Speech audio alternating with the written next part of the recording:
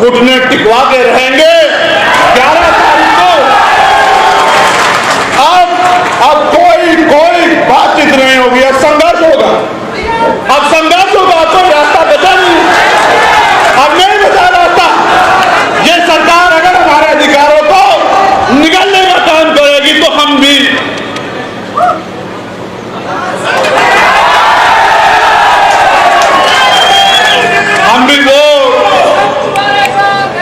भी वो खून है जिन्होंने 2 अप्रैल 2018 में 13 लोगों ने कुर्बानी देके अपने खून से अपने अधिकारों को सींचने का काम करा। मेरी बात को आप याद रखें।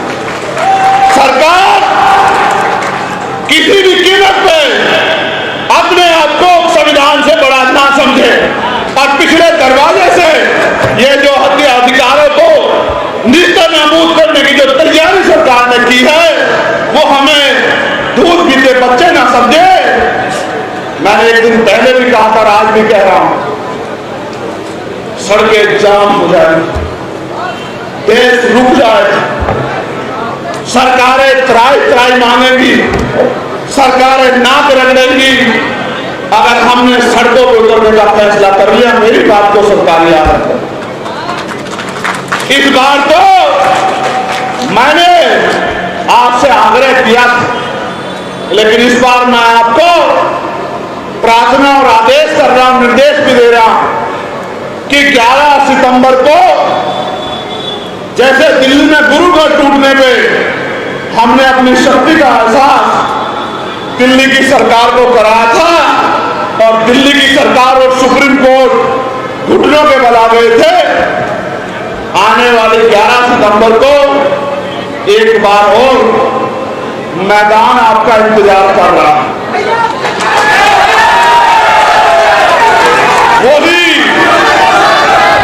वही रामलीला मैदान होगा और उसी रामलीला मैदान में इस बार संविधान लीला होगी। मेरी बात को आप याद रखना। इसलिए मैं आपसे 2 प्रार्थनाएं कर रहा हूं। 10 तारीख की रात से ही और अभी से ही मन पक्का करके अपनी डायरी में लिख लो कि एक दिन हमें अपने अधिकारों को बचाने के लिए दिल्ली चलना है। ये पूरा दिन हमारा दिल्ली में संकल्प के साथ है कि आप कोई डाका, आप कोई लूट हम लोग अपने अधिकारों पर नहीं चलने देंगे। वो दिन चले गए कि एक लाठी से पूरे गांव को हाँक दिया जाता था, वो दिन चले गए। अब तो वो दिन है, अगर संवैधानिक मर्यादा में समझोगे तो संवैधानिक मर्यादा में समझाएंगे, और अगर गुंडागर्दी करोगे तो गुंडागर्दी का फूल ऐसे चुटकों में निकाल दिया जाएगा कि दोबारा गुंडागर्दी करने की सोच भी नहीं रख पाओ। इसलिए खुद तो प्राइवेट हॉस्पिटल में जाते हैं और हमसे कहते हैं कि हमने सरकारी अस्पताल अच्छे बनवा दिए हैं। अगर इतने अच्छे बनवाए हैं तो पहले अपना इलाज कराओ, फिर गरीबों को उसमें धक्का दो, तब मैं मानूंगा कि आपने हमारे लिए अच्छा बनाया। जहां कुछ लोग चंद्रशेखर आजाद को हराने के लिए लड़ेंगे, वही आजाद समाज पार्टी उत्तर प्रदेश में नया विकल्प बनाने के लिए लड़ेगी चुनाव। अगर बैठिया उत्तर प्रदेश में सुरक्षित नहीं है तो मैं मुख्यमंत्री जी से कहना चाहता हूं कि आपको कोई अधिकार नहीं है कुर्सी पे बैठने का। अगर आप में जरा सी भी नैतिकता हो तो आपको कुर्सी छोड़ देनी चाहिए, क्योंकि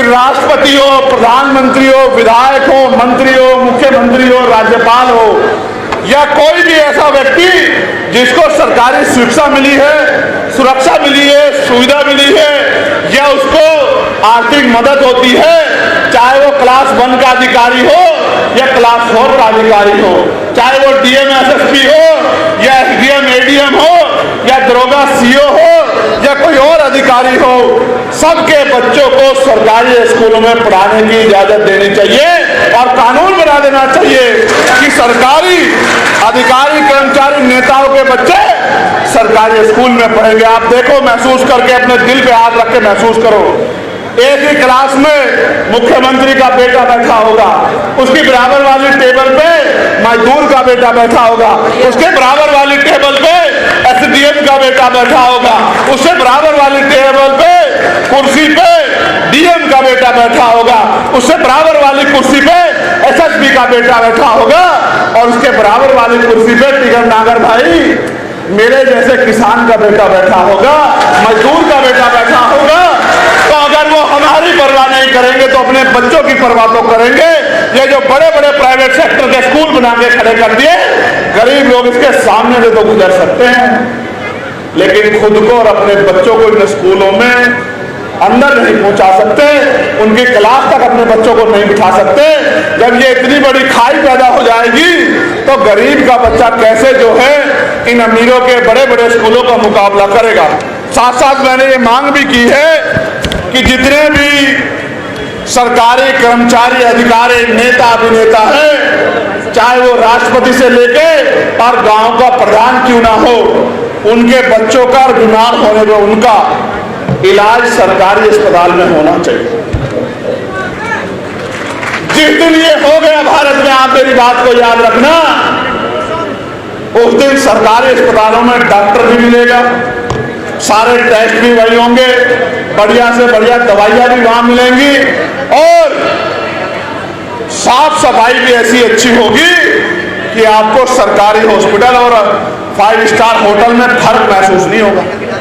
जब मंत्री जी का इलाज वहां होगा, मंत्री जी के बेटे का होगा, राज्यपाल के बेटे का होगा, प्रधानमंत्री जी का होगा, ये बड़े बड़े उद्योगपतियों का होगा।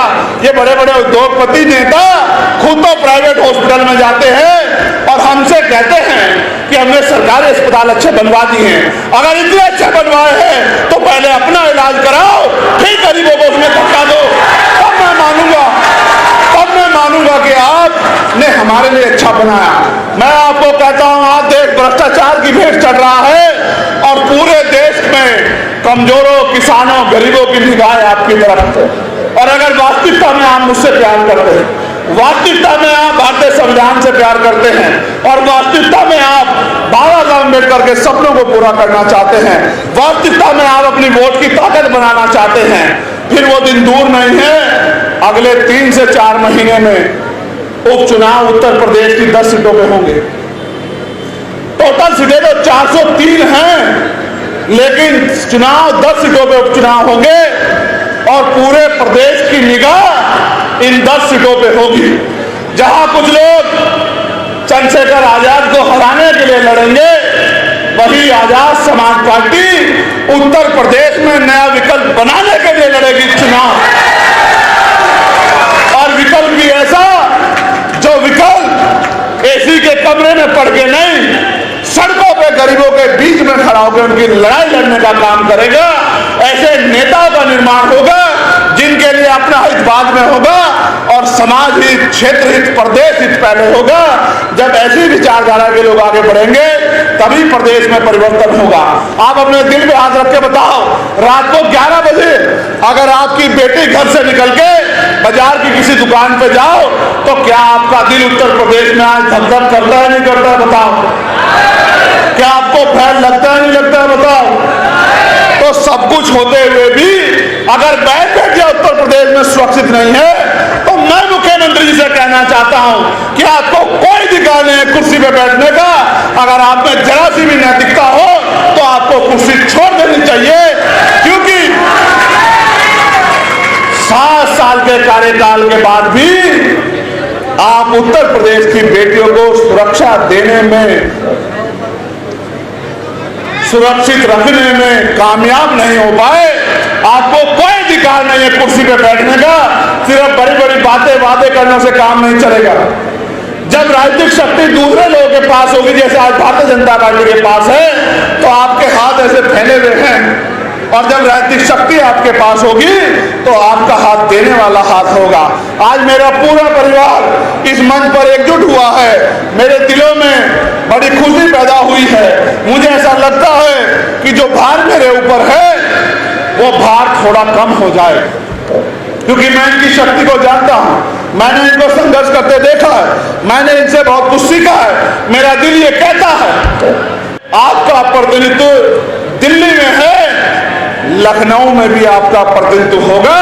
आपकी बात को कहने वाला और ये नीला पट्टा पहन के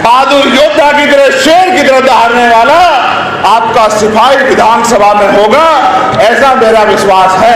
मगर ये तभी संभव हो सकता है जब गाजियाबाद के लोग मन बना लें और गाजियाबाद के लोग अपनी जिम्मेदारी को उठा लें और आज से ही वो संकल्प ले लें कि हमें रोज 1 घंटा लोगों को आजाद समाज पार्टी से जोड़ के, उनकी विचारधारा, उनके विजन से जोड़ के और गाजियाबाद से नई शुरुआत करनी। क्योंकि बाहर के लोग मेहनत कर लेंगे अलग बात है, लेकिन जब तक गाजियाबाद का मेरा परिवार, नरेश भाई, विजय भाई, संजीव भाई, बिरजू भाई, तमाम लोग जो हैं, ये मेरे पुराने साथी, जब तक कमर नहीं कसेंगे तब तक लड़ाई आगे नहीं बढ़ेगी। सतपाल जी को मैं देखता हूँ, वो सुबह सुबह पार्क में जाते हैं। सतपाल जी को मैं देखता हूँ, वो हर आंदोलन में जाते हैं। अगर आप सब लोग सतपाल जी बन जाओ, सीओ साहब पीछे बैठे, अगर आप सब लोग सतपाल जी बन जाओ तो वो दिन दूर नहीं कि ये लड़ाई हम लोग बड़ी आसानी से जीत जाएंगे। जहां तमाम लोग पैसे वाले लोगों को, ताकतवर लोगों को मुकाबला करने के लिए मैदान में उतारेंगे, वहां आपका ये किसान का बेटा यहाँ पे कमजोरों, किसानों, मजलूमों, मजदूरों, मजबूरों, महिलाओं, बेटियों, संघर्षशील लोगों की आवाज बनके इस लड़ाई को मंजिल तक पहुंचाने का काम करेगा। और मैं आपसे एक और चीज मांगना चाहता हूं, ये बात तो मैं सतपाल जी के ध्यान में भी और चित्तौड़ साहब के ध्यान में भी लाना चाहता हूं और अपने सम्मानित नेताओं के ध्यान में भी, जिन्होंने पश्चिम की बागडोर संभाल रखी है। 11 तारीख को दिल्ली में हमने ऐलान कर दिया है कि हम केंद्र की सरकार